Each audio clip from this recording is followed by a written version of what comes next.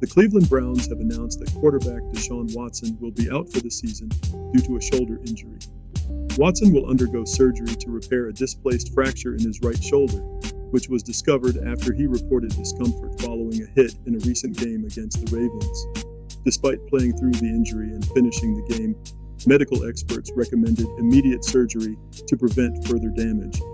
Watson is expected to make a full recovery for the 2024 season. Watson had been dealing with a shoulder injury since week 3 of the season when he suffered a rotator cuff injury.